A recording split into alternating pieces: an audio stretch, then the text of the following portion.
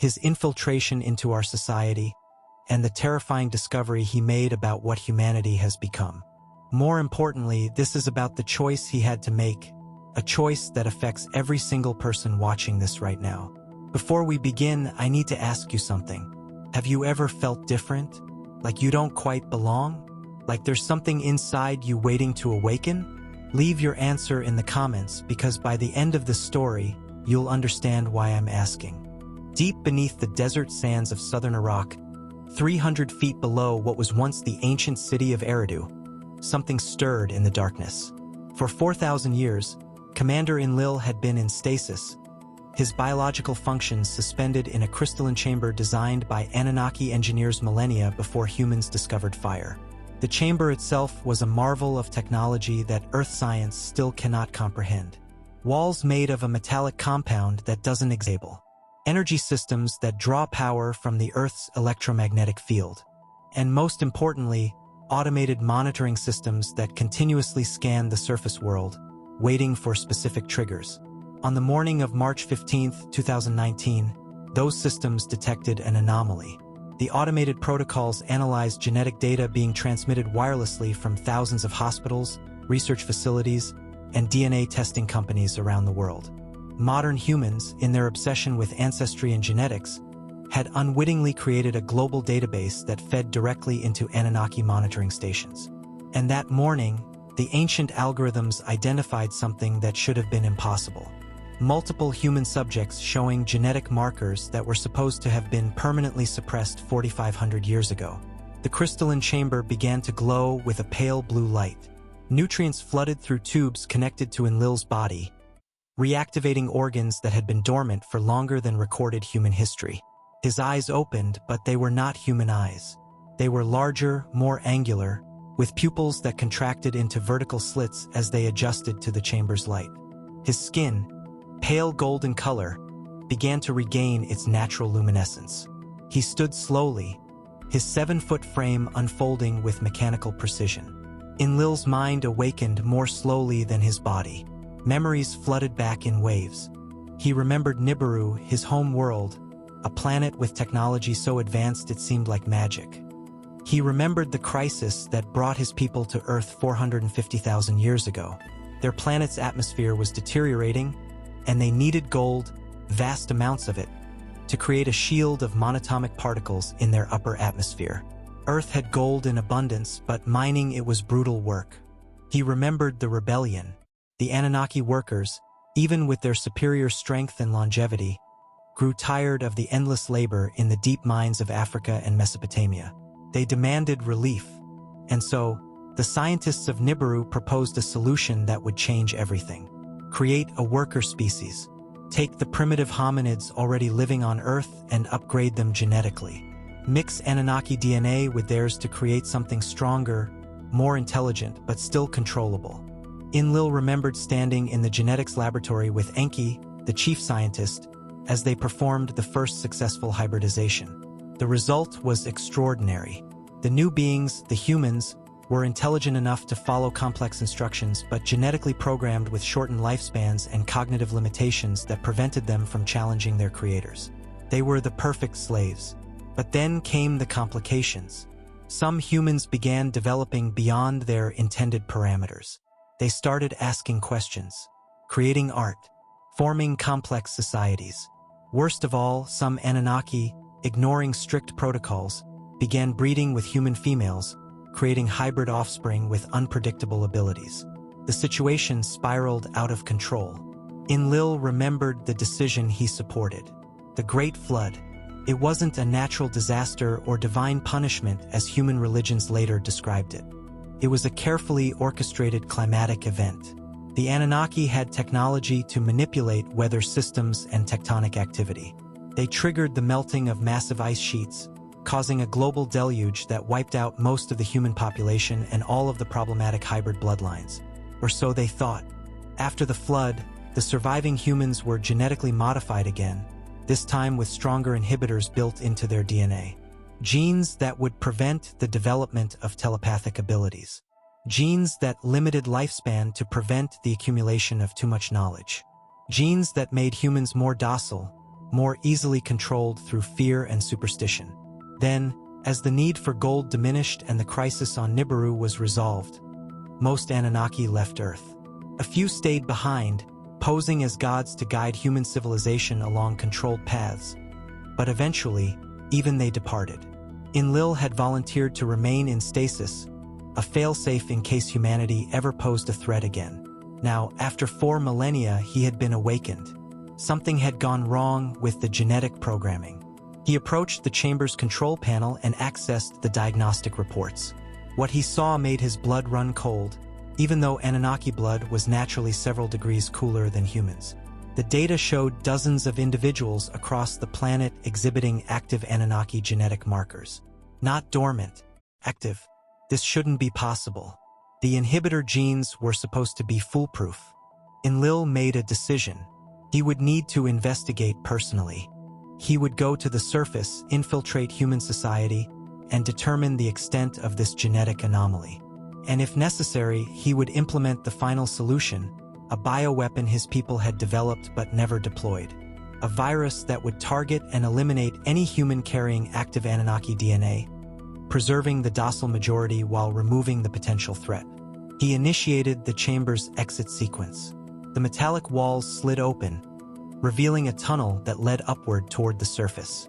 As Enlil walked through passages untouched for thousands of years, past chambers filled with technology that would revolutionize human science if they ever discovered it, he prepared himself for what he would find. The last time he walked the Earth, humans were just beginning to build the first cities. What had they become in his absence? When he finally emerged from a hidden entrance disguised as an ancient ruin, the sun was setting over the Iraqi desert. And in the distance, he could see something that didn't exist in his memories. Electric lights, vehicles, aircraft in the sky. The humans had advanced far beyond what should have been possible with their limited genetics. This made the anomaly even more dangerous. If humans with active Anunnaki abilities existed in a technologically advanced society, they could pose an existential threat not just to Earth but to Nibiru itself. Enlil watched as a military helicopter passed overhead, oblivious to his presence. He activated his biocamouflage systems, ancient nanotechnology embedded in his cells that would allow him to alter his appearance. Within seconds, his golden skin darkened to a more human tone. His height compressed slightly. His facial features shifted to something more ordinary. To any observer, he now looked like an unremarkable human male in his 40s. He began walking toward the lights in the distance. He had a lot of work to do, and he needed to do it without anyone realizing that after 4,000 years, the Anunnaki had returned to judge their creation. 3 weeks after his emergence from the underground facility, Commander Enlil stood in front of a mirror in a luxury apartment in Boston's Back Bay neighborhood, adjusting the tie of his human disguise. The face staring back at him was completely human in appearance. Brown hair graying at the temples, hazel eyes, a slight build that suggested an academic rather than a warrior. He had become Dr. Marcus Elliott, a geneticist with impressive credentials from Johns Hopkins University. Credentials that existed in every database, in every digital record, completely fabricated by Anunnaki technology that could rewrite data across global networks without leaving a trace. The transformation hadn't been easy. Enlil spent the first week simply observing modern human society from the shadows, trying to understand how much had changed. The technology surprised him. Humans now had devices that fit in their pockets with more computing power than the mainframes that existed during his last awakening. They had mapped their own genome. They had split the atom. They had even left their planet's surface, though only barely, nothing compared to Anunnaki interstellar capabilities. But what truly shocked him was how interconnected everything had become. Every human seemed to carry a communication device. Cameras were everywhere. Information traveled at the speed of light across a global network. This made his mission both easier and more dangerous. Easier because he could access vast amounts of genetic data through hacking into medical databases. Dangerous because one mistake could expose him to millions of observers simultaneously. Enlil had chosen Boston specifically because it was a hub of genetic research. Harvard, MIT, dozens of biotech companies, all conducting cutting-edge research into human DNA. If there were humans with active Anunnaki markers, this is where they would likely be studied, even if the researchers didn't understand what they were looking at.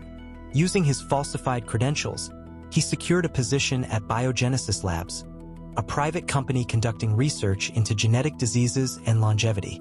His supposed expertise in rare genetic markers made him valuable to their team. What they didn't know was that he had access to genetic knowledge thousands of years ahead of their primitive understanding.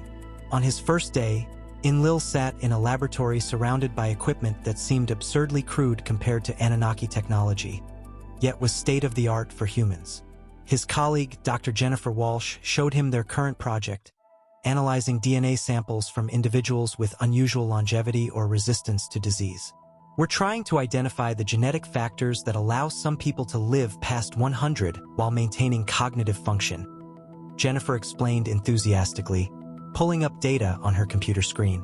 We found some interesting markers on chromosome 7, but we can't figure out what they do. They don't match anything in the standard genetic databases. Enlil leaned forward, studying the data. His heart's "yes, Anunnaki have too" began beating faster. He recognized those markers immediately. They were Anunnaki regulatory genes, partially active. Somehow, this human's DNA contained fragments of the original genetic engineering, but the inhibitor sequences had degraded. "Fascinating," he said carefully, keeping his voice neutral. "May I examine the full sequence?" Over the following days, Enlil gained access to the company's entire genetic database. What he discovered was alarming. Of the 10,000 samples in their system, 43 showed various levels of Anunnaki genetic markers.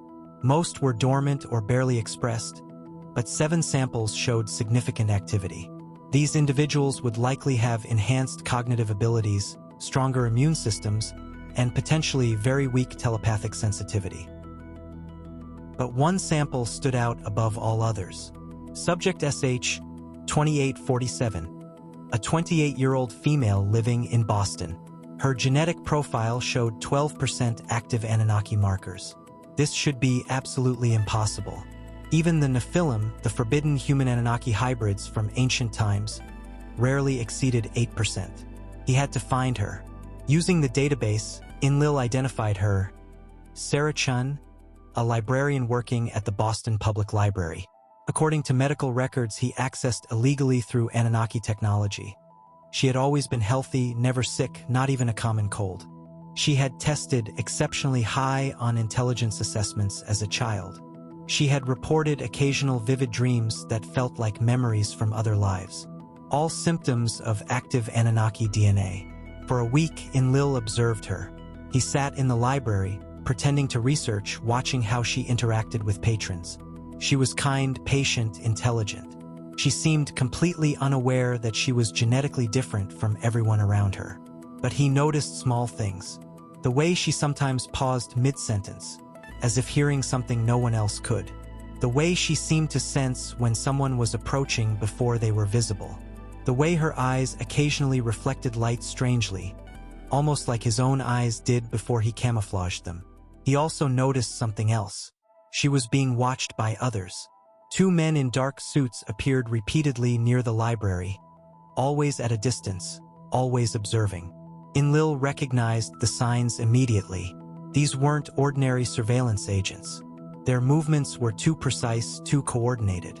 He suspected they were either government operatives investigating genetic anomalies, or worse, other Anunnaki agents who had remained on Earth, tasked with eliminating threats to the genetic control system. Enlil had to act quickly. He needed to examine Sarah's DNA directly to understand how this level of genetic activation was possible. But he also needed answers that only she could provide. Was she aware of her abilities? Had she been making contact with others like her? Was there an emerging community of genetically activated humans who might pose the collective threat his systems had detected? On a Thursday evening, as Sarah left the library and walked toward her apartment in Somerville, Enlil made his move.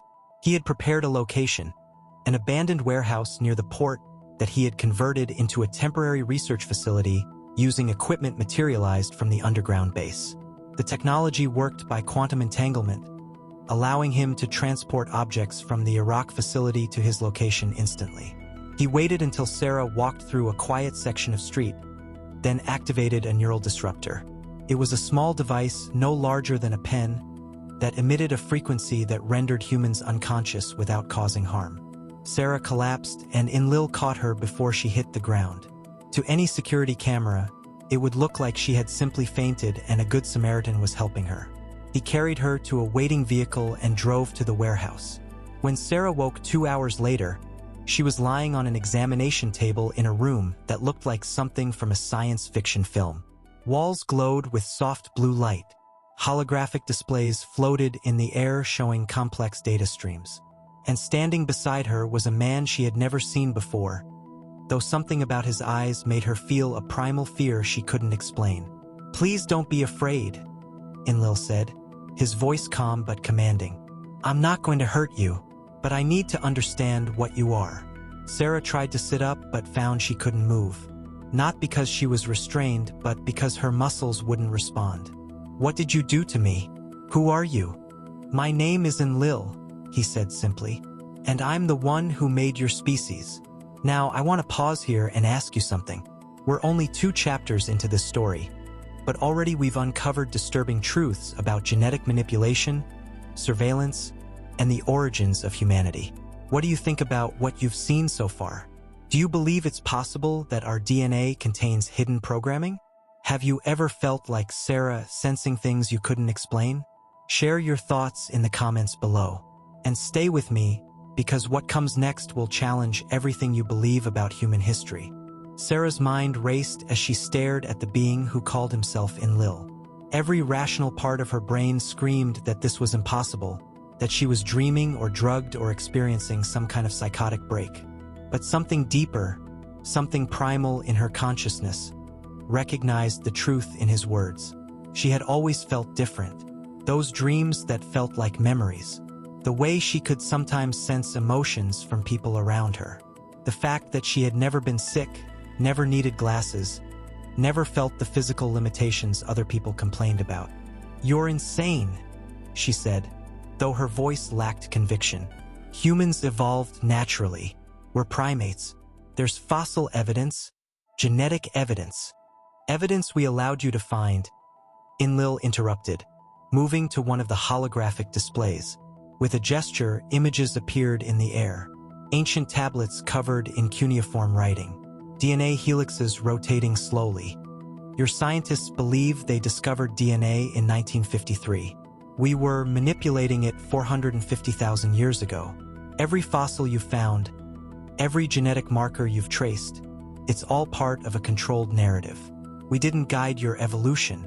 We created you suddenly, deliberately, for a specific purpose."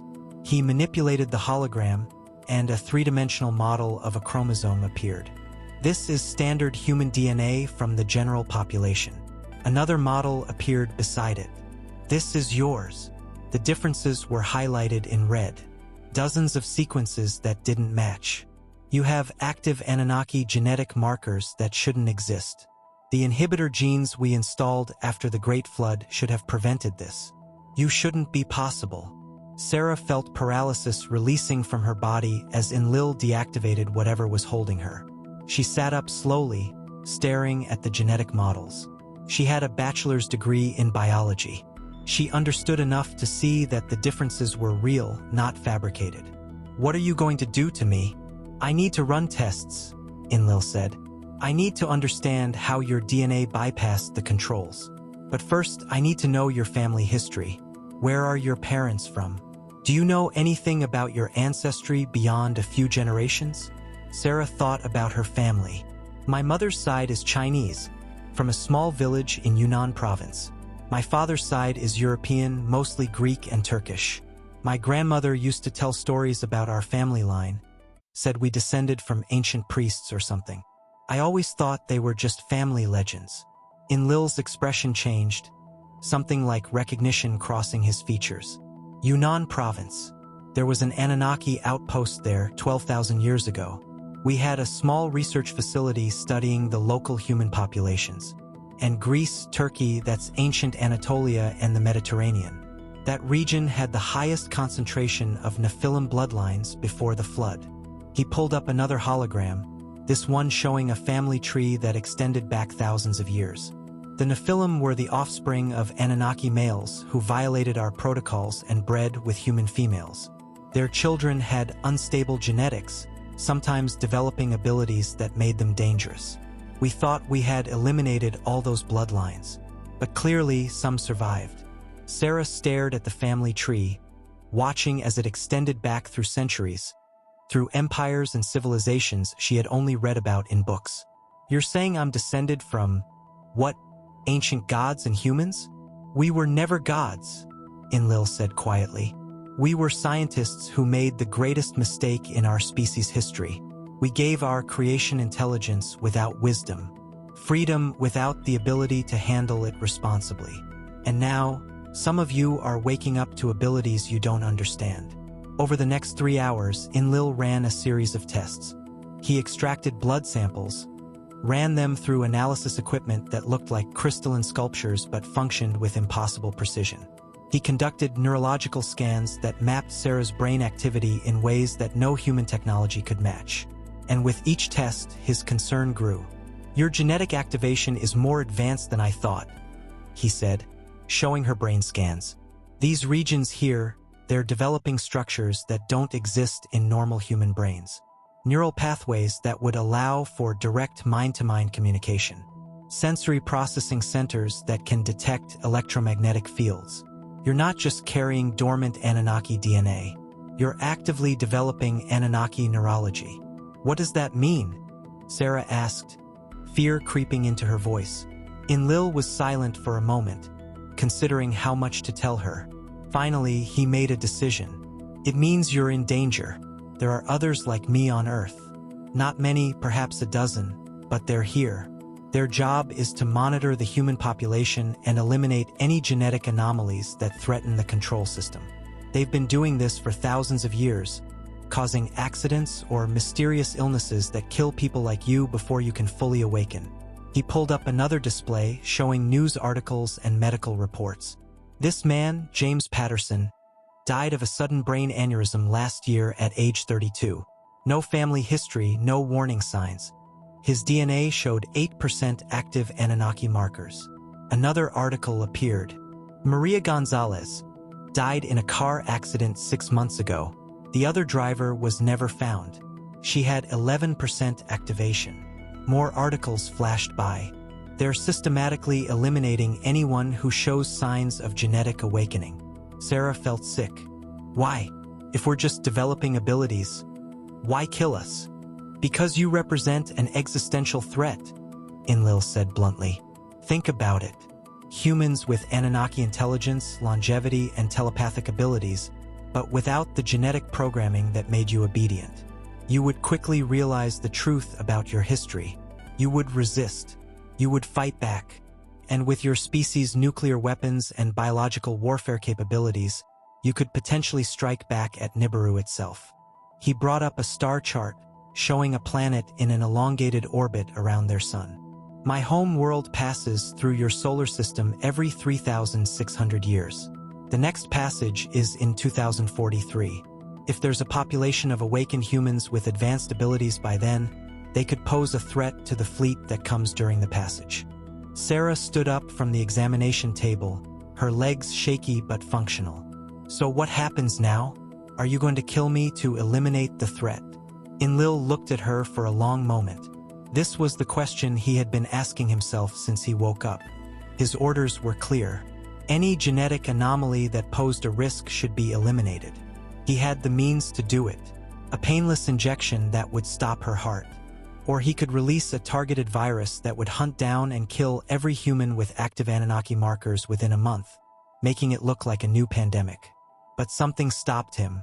Perhaps it was the 4,000 years he had spent in stasis, giving him perspective. Perhaps it was the fact that Sarah reminded him of someone, an Anunnaki female he had known long ago, before the exodus from Earth. Or perhaps it was the simple fact that, for the first time, he was questioning whether the genetic slavery his people had imposed on humanity was justified. I don't know, he said honestly. I was awakened to make a determination, to decide if humanity has evolved beyond the need for genetic controls, or if you pose a threat that must be eliminated.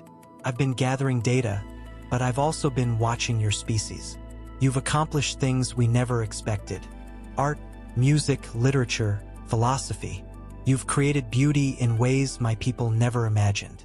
But you've also created horror, war, genocide, environmental destruction. You're capable of both transcendence and annihilation.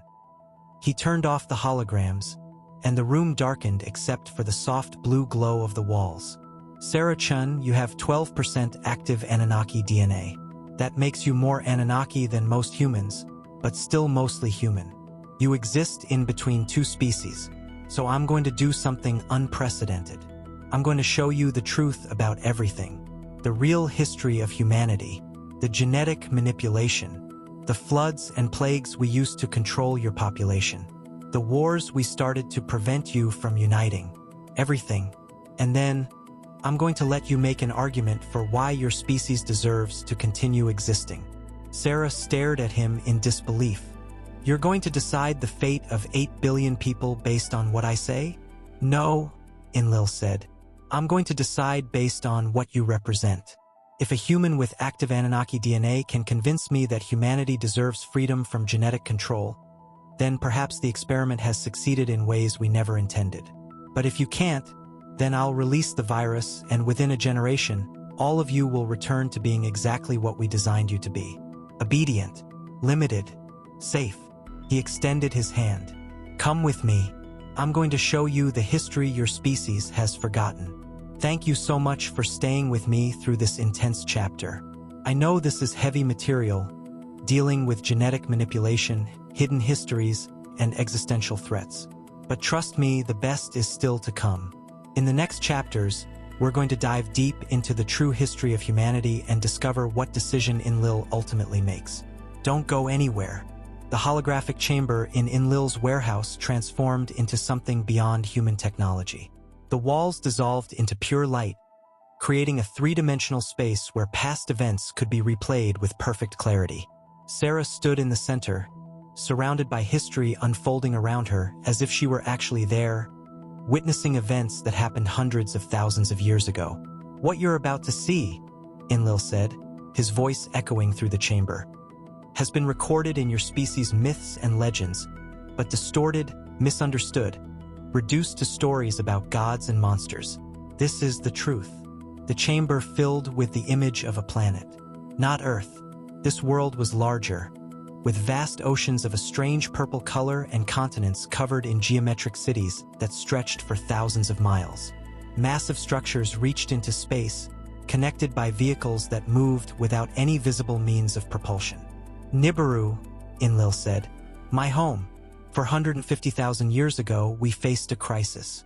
Our atmosphere was deteriorating due to industrial pollution accumulated over millions of years of civilization. Our scientists determined that we needed to create a shield in the upper atmosphere using monatomic gold particles. The particles would reflect certain frequencies of cosmic radiation while allowing beneficial solar energy through.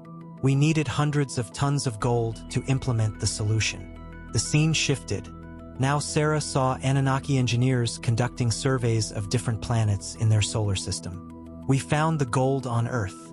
Your planet was in its early stages of development. Primitive life forms, simple ecosystems, no intelligent species. It was perfect for mining operations. Sarah watched as massive spacecraft descended to Earth.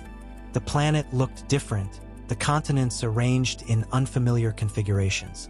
This is what your geologists call the Pleistocene epoch. The first Anunnaki expedition established base camps in what is now southern Africa, where gold deposits were abundant near the surface.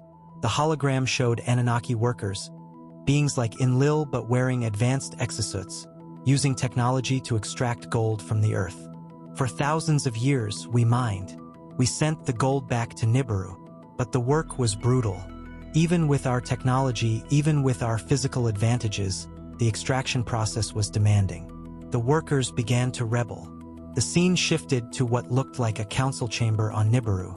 Hundreds of Anunnaki sat in a vast circular amphitheater, debating. The situation reached a crisis point. The workers refused to continue. They had been promised rotation back to Nibiru, but the need for gold was so great that their tours kept being extended. Some had been on Earth for 50,000 years. They wanted to go home. Sarah watched as one Anunnaki stood in the center of the council, presenting a proposal. Enlil narrated, "This is Enki, chief scientist and my half-brother. He proposed a solution that would change everything. The local hominids, your ancestors, showed potential. They were bipedal, had opposable thumbs, demonstrated basic tool use.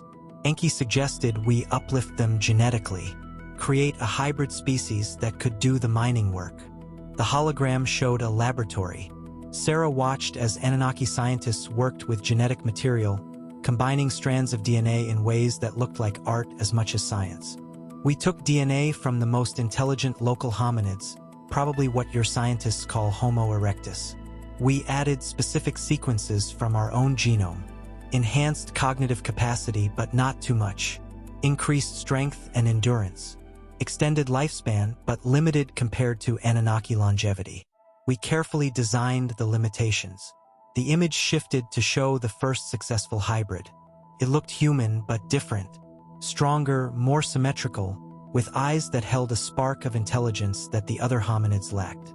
"The first humans. We called you the Adamu, the created ones, and you were perfect for our purposes. You could understand complex instructions. You could operate our mining equipment with minimal training.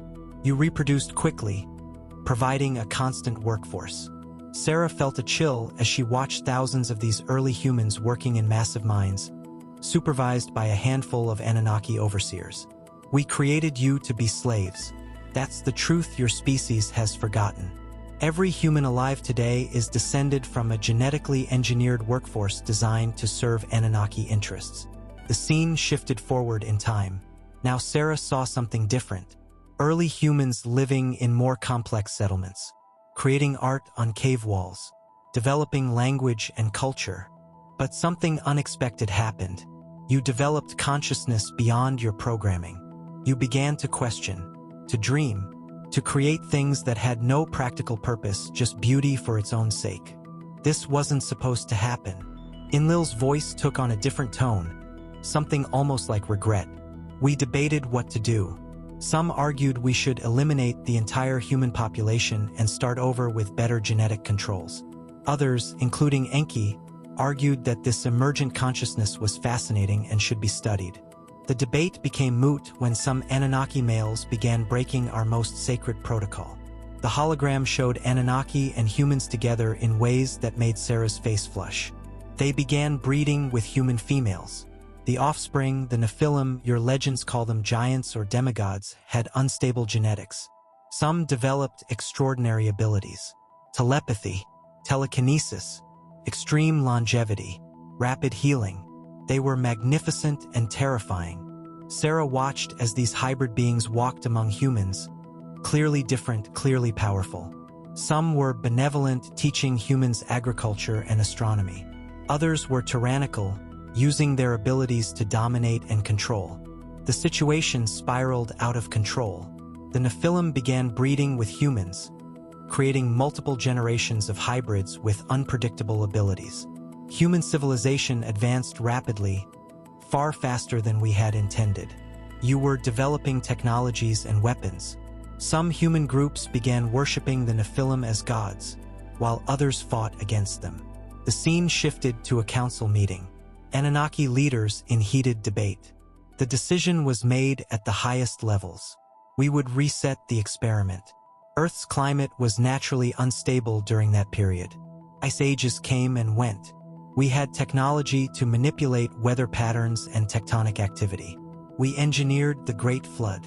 Sarah watched in horror as massive ice sheets collapsed.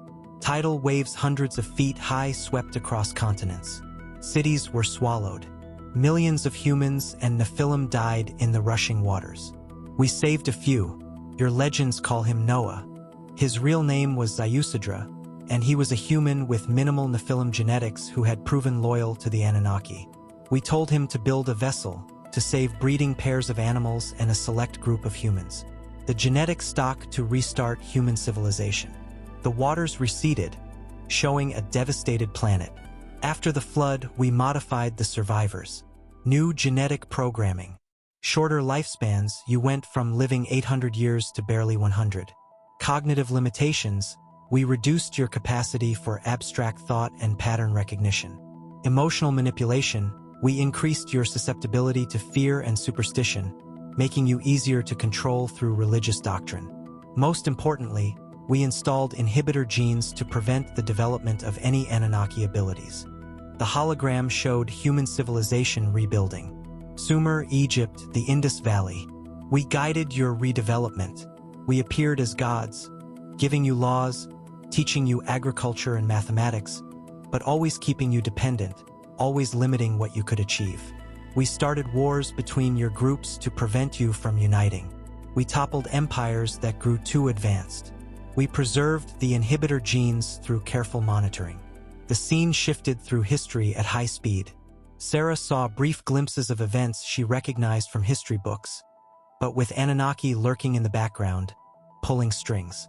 The fall of Rome, the burning of the Library of Alexandria, the Dark Ages, wars and plagues that conveniently struck whenever humanity seemed to be advancing too quickly.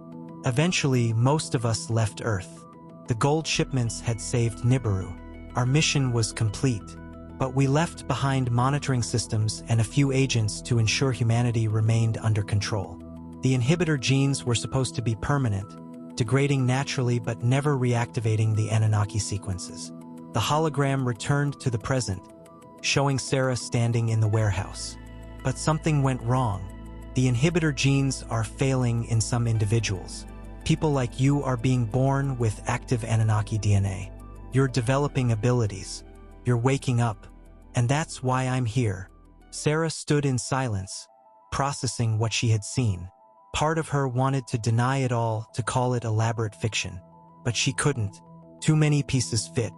The gaps in the fossil record that evolutionists struggled to explain. The sudden appearance of advanced human civilization in multiple locations simultaneously. The ancient structures that seemed impossible for primitive humans to build. The myths and legends that were too similar across cultures separated by oceans. You murdered millions of people, Sarah said finally, her voice shaking with anger. You created us, enslaved us, and when we developed consciousness, you tried to drown us all. Yes, Enlil said simply, not defending or justifying. From a human perspective, we committed genocide.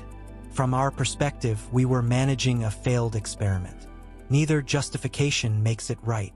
And now you're considering doing it again, Sarah said. Releasing a virus to kill everyone with active Anunnaki genes. It would be cleaner than a flood, Enlil said. More targeted. The general human population would survive. Within a few generations, the genetic threat would be eliminated, and humanity could continue existing within safe parameters. Safe for who? Sarah demanded. Safe for you, for the Anunnaki. But what about us? What about our right to determine our own future? Do you have that right? Enlil asked. You're playing with technologies you don't understand. Nuclear weapons that could sterilize your planet.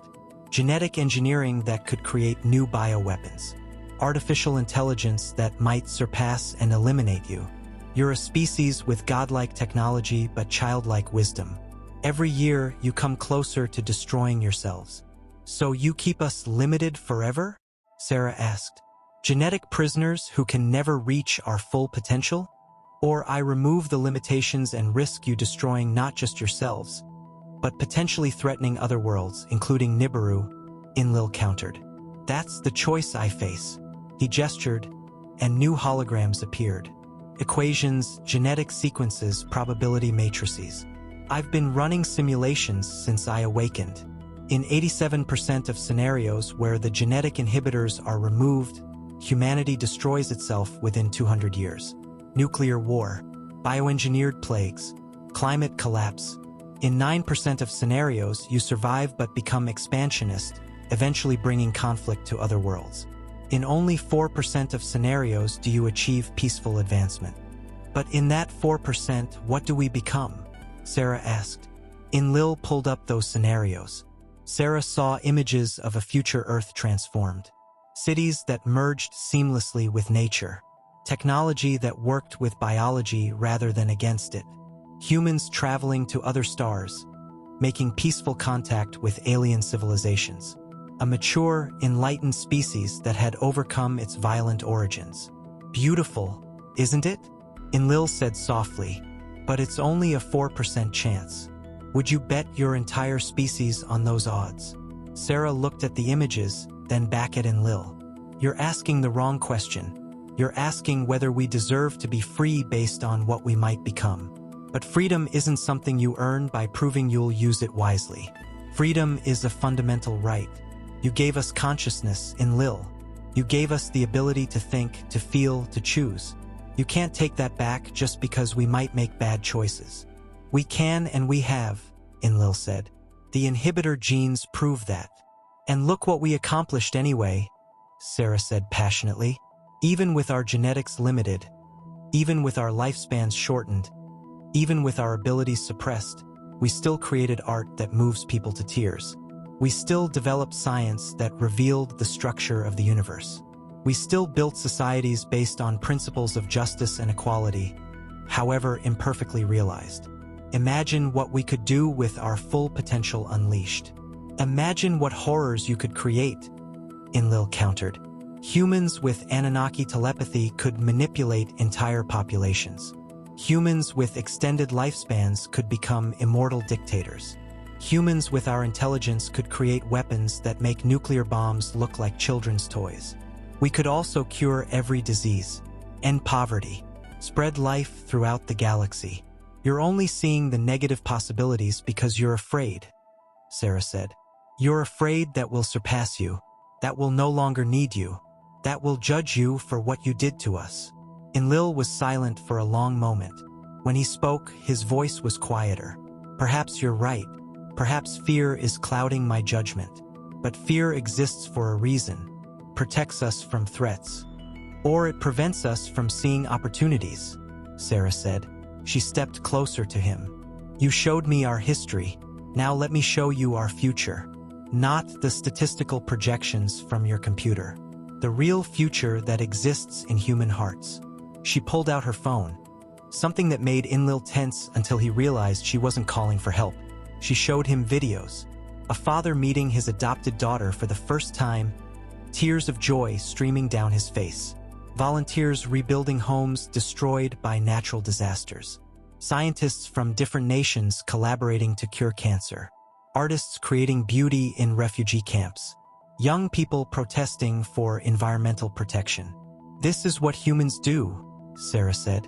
We don't just survive. We don't just compete. We collaborate. We sacrifice for each other.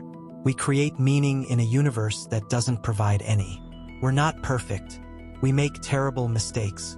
But we also make magnificent achievements. And we do it all with our genetics suppressed, with artificial limitations holding us back. She scrolled to another video.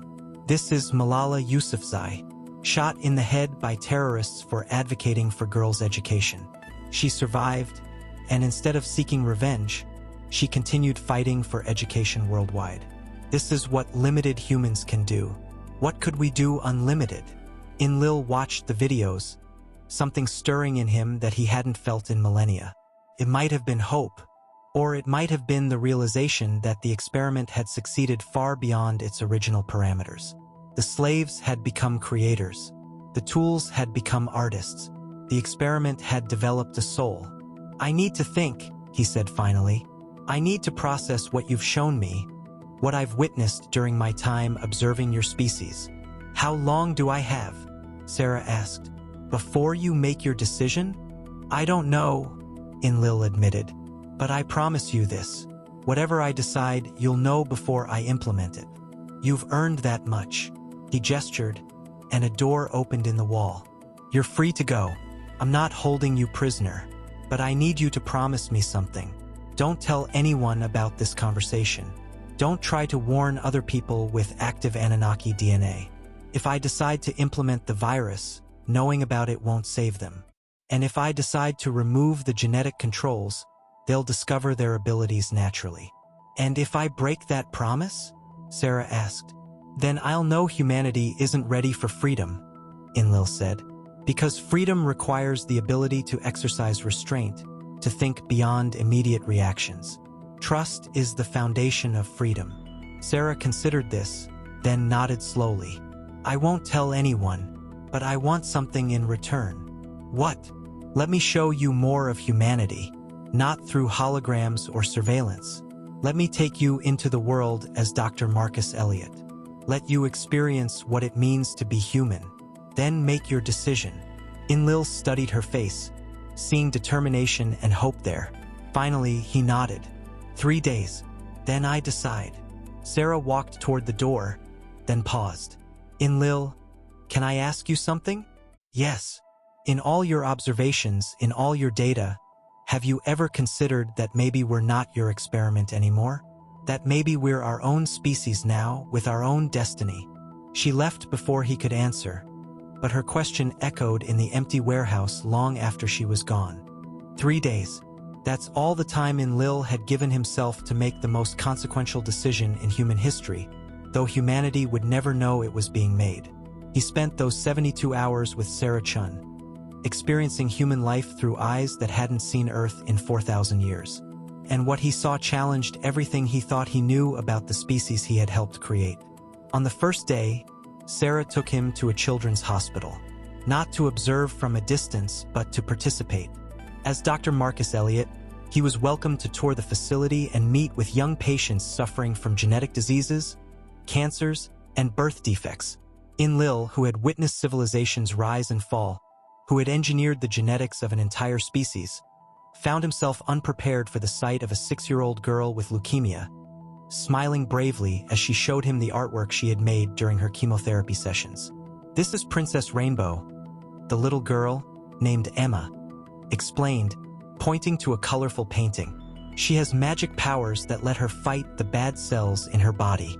My doctor says I'm like her, fighting the bad cells too.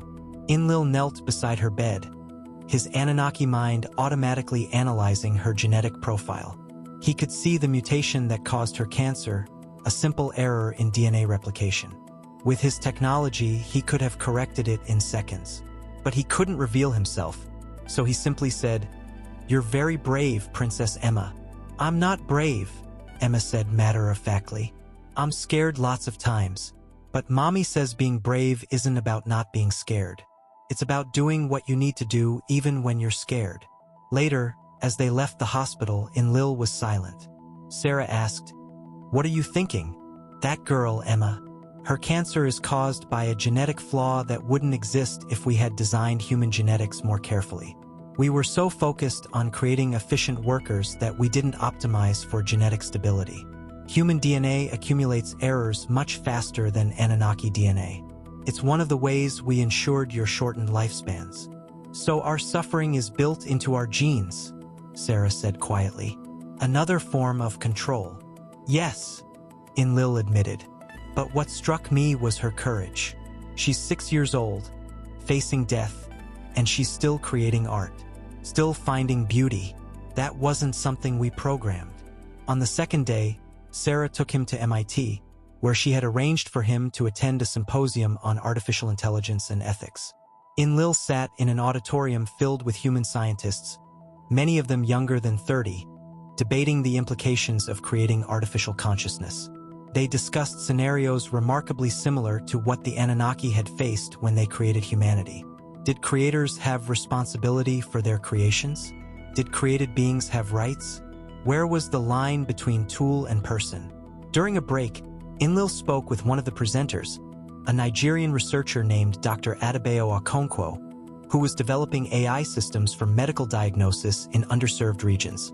"The question that keeps me up at night," Dr. Okonkwo said, "is whether we're playing God.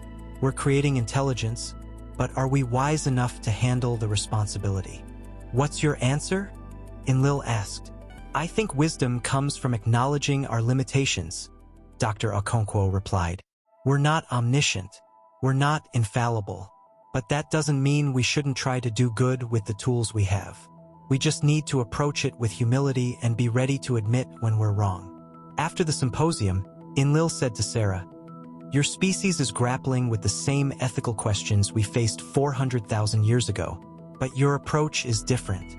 You're questioning, debating, trying to establish ethical frameworks before you have all the answers. We didn't do that. We just acted, confident in our superiority. Does that change how you see us? Sarah asked. It makes me realize you might be more mature than we were when we created you, Enlil said slowly. We had advanced technology, but that didn't make us wise. On the third day, the final day before Enlil's deadline, Sarah took him to the most unlikely place, a community center in a rough neighborhood of Boston. It was late afternoon, and the center was filled with teenagers participating in an after-school program. Many came from broken homes, poverty, or violent circumstances. But here, they were learning music, creating art, and most importantly, mentoring younger children. Enlil watched as a 17-year-old young man named Marcus, who had visible gang tattoos, patiently taught a 10-year-old boy how to play chess. You gotta think 3 moves ahead, Marcus explained. Don't just react to what your opponent does. Anticipate it. Make a plan. During a break, Sarah introduced Enlil to the program director, an elderly woman named Mrs. Washington who had founded the center 40 years ago after her own son was killed in gang violence. I could have let grief consume me, Mrs. Washington told them. Lord knows I wanted to, but I realized that the best way to honor my son was to save other people's sons and daughters. These kids, they've got so much potential. Society writes them off, but I see what they can become.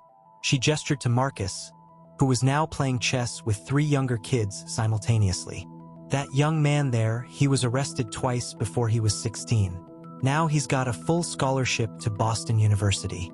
Wants to be a social worker. He told me, Mrs. W., you showed me I could be more than my worst mistake.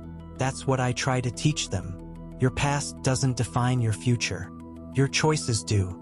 As they left the community center, the sun was setting over Boston. Enlil and Sarah walked in silence for several blocks before he finally spoke. I've made my decision. Sarah stopped walking, her heart pounding. And Enlil turned to face her. For 450,000 years, my people have controlled your species through genetic manipulation. We decided what you could become, what abilities you could have, how long you could live. We justified it by telling ourselves you were our creation, our property, our responsibility.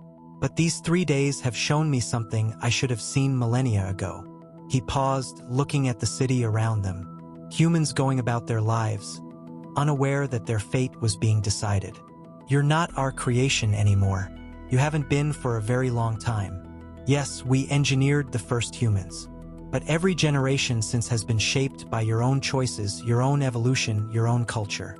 You've become something we never intended and something far more remarkable. What are you saying?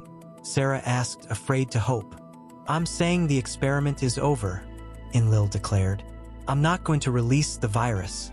I'm not going to eliminate people with active Anunnaki DNA.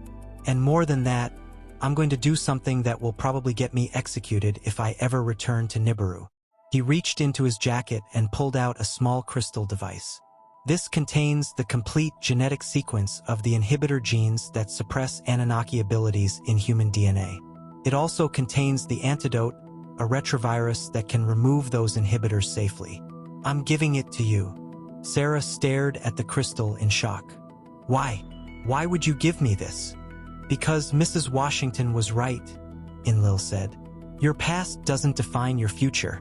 Your choices do. Humanity's past was shaped by us. But your future should be shaped by you.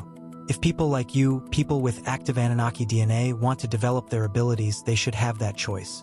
If you want to research the inhibitor genes and eventually offer removal to the entire human population, that should be your choice. But you said there's an 87% chance we'll destroy ourselves, Sarah protested. Those were projections based on forced genetic activation, Enlil corrected. But if humans choose to activate their full potential voluntarily, with preparation and ethical frameworks, the probabilities change dramatically. Free will isn't a bug in the programming, Sarah. It's the whole point of consciousness. He pressed the crystal into her hand. I'm also deactivating all Anunnaki monitoring systems on Earth, and sending a coded message to the remaining agents to cease all elimination operations. As of now, humanity is free from our interference. What you do with that freedom is up to you. What about you? Sarah asked. What will you do? I'm going back into stasis, Enlil said, but not in the underground facility. I've identified a location in the Antarctic ice where I can remain in suspended animation for millennia. When Nibiru returns in 2043, if humanity has survived and thrived, I'll wake up and advocate for formal recognition of Earth as a sovereign world, protected from Anunnaki intervention. If humanity has destroyed itself, well, my opinion won't matter anyway. Sarah looked at the crystal in her hand, feeling its weight, both physical and metaphorical. This is terrifying. You're giving us the power to change our entire species, and you're trusting us not to abuse it. Yes, Enlil said simply. That's what freedom means.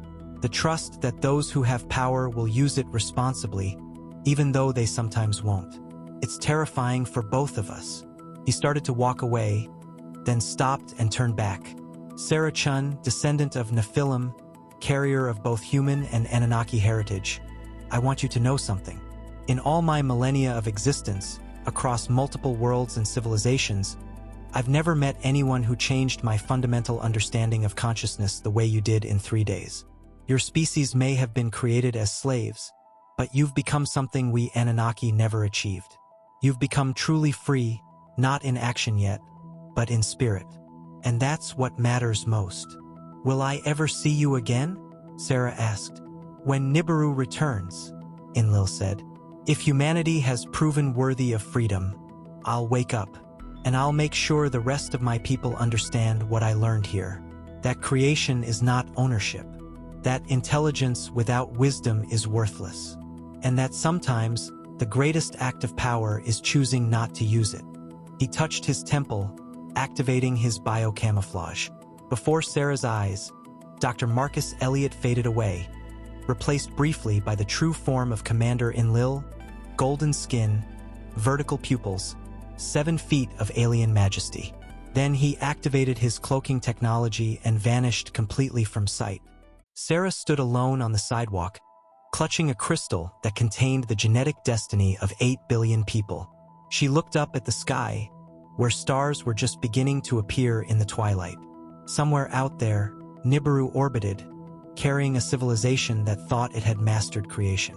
But they had learned, or at least one of them had, that the greatest creations are those that surpass their creators. She pulled out her phone and made a call. Dr. Okonkwo, this is Sarah Chin. We met at the MIT symposium yesterday. I have something incredible to show you. Something that's going to change everything we know about human genetics. Can we meet? Because I'm going to need help deciding what to do with this gift. And I want to make sure we approach it with the humility and wisdom humanity will need for what comes next. As she walked toward the subway station, Sarah Chen carried in her pocket the key to human evolution. The inhibitor genes that had kept humanity limited for 4,500 years could now be removed. But would they be? Should they be? And if so, how? Those were questions humanity would have to answer for itself. Because for the first time in 450,000 years, the future of the human species belonged to humans alone. And somewhere deep in the Antarctic ice, Commander Enlil entered his crystal chamber, closed his eyes, and went to sleep, trusting that the slaves he had helped create were ready to become the masters of their own destiny. Only time would tell if that trust was justified. The story you just heard sounds like science fiction, but is it? Ancient Sumerian tablets describe the Anunnaki in remarkable detail, beings from the heavens who created humanity and taught civilization. Modern genetics has revealed anomalies in human DNA that scientists struggle to explain, sudden jumps in cognitive capacity that don't fit gradual evolution. Ancient structures around the world display engineering capabilities that primitive humans shouldn't have possessed.